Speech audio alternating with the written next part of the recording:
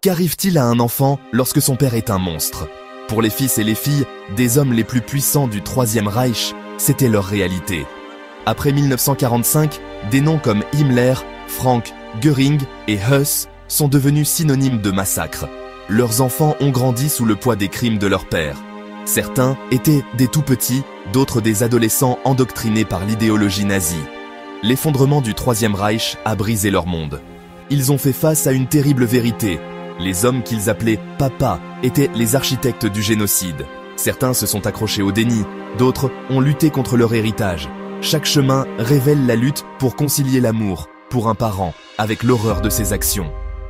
La question centrale: les enfants sont-ils responsables des péchés de leurs parents? Peut-on échapper à un nom entaché par l'histoire? Certains ont vécu dans le passé, d'autres sont devenus des activistes contre la haine. Leurs histoires montrent les conséquences à long terme du totalitarisme. Ce n'est pas de l'histoire ancienne. Les échos du Troisième Reich résonnent encore aujourd'hui. Alors que les mouvements d'extrême droite se développent, les témoignages de ses descendants sont des avertissements urgents. En écoutant leurs histoires, de loyauté ou de rejet, nous apprenons à reconnaître les dangers des idéologies extrémistes. Leur fardeau est unique, mais leur message est universel. Gudrun Himmler, fille de Heinrich Himmler, n'a jamais failli à sa dévotion envers son père, même après que ses crimes aient été révélés.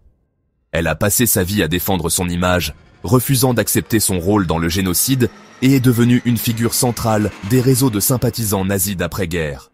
En tant que leader de Stille Hilfe, elle a activement soutenu d'anciens membres de la SS, participant à des réunions secrètes et devenant un symbole pour les néo-nazis. La vie personnelle de Gudrun était entourée de mystères, même si elle travaillait pour l'agence de renseignement ouest-allemande sous un nom d'emprunt. Elle n'a jamais exprimé de remords, embrassant plutôt l'héritage de son père comme un sanctuaire.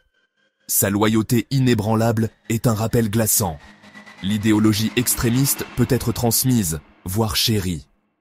Gudrun Himmler est décédée en 2018, sans jamais renoncer à ses convictions.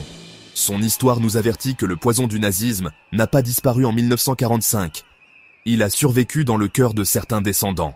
En contraste frappant, se tient Niklas Frank, fils de Hans Frank, le boucher de Pologne.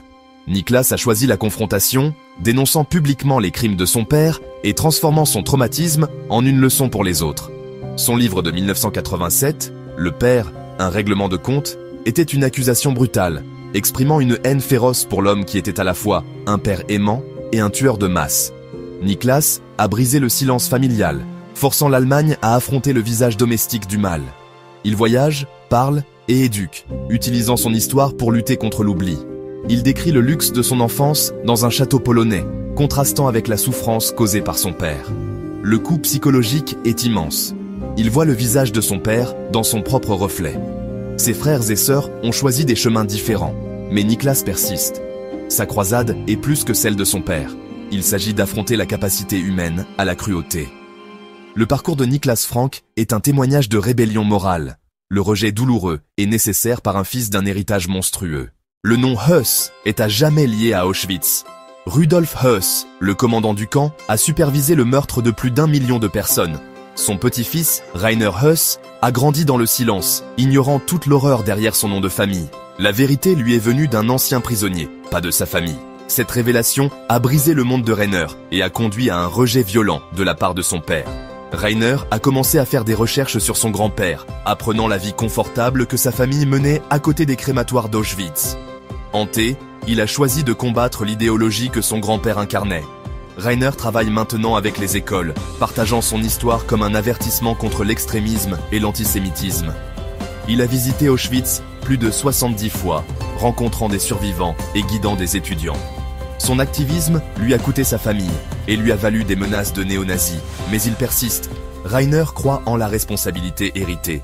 Non pas la culpabilité, mais le devoir d'éduquer et de prévenir de futures atrocités.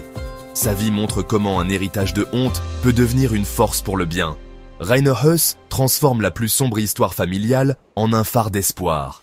Tous les descendants nazis ne sont pas devenus des personnalités publiques.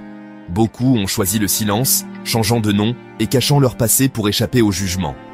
Ce silence était souvent une forme d'autopréservation, un moyen d'éviter la stigmatisation de leur nom de famille.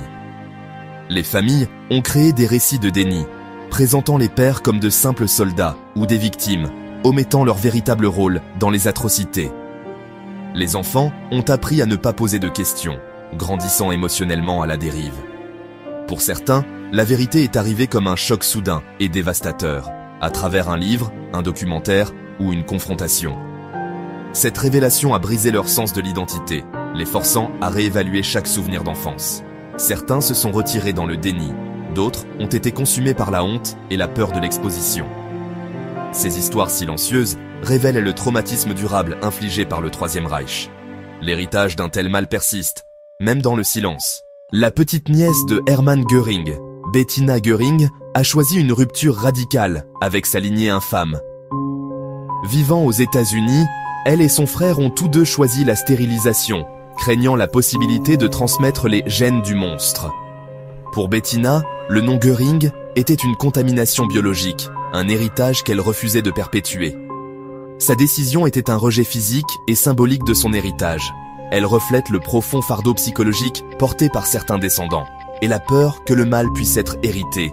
L'histoire de Bettina est extrême, mais elle met en lumière la diversité des réponses à un terrible héritage.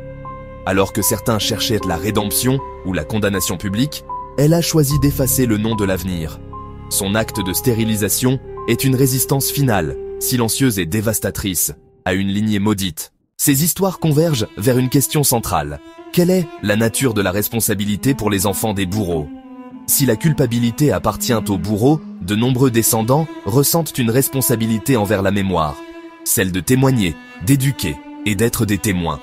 Leurs témoignages sont vitaux à une époque de désinformation et de négation de l'Holocauste. Lorsque Rainer Heuss se tient devant des étudiants et dit « C'était ma famille », cela rend l'histoire immédiate et personnelle. Ces histoires nous obligent à confronter la façon dont des personnes ordinaires sont devenues complices d'atrocités. Écouter n'est pas juger les enfants, mais apprendre de leurs dilemmes. Leur vie montre que l'histoire façonne les familles pendant des générations. Que ce soit par loyauté ou par rejet, leurs expériences révèlent comment les idéologies sont transmises et confrontées. Elles nous rappellent que la lutte contre la haine est continue et que la vérité et la mémoire sont nos plus fortes défenses. Dans leur lutte, ils nous demandent « Que ferons-nous du passé que nous héritons ?»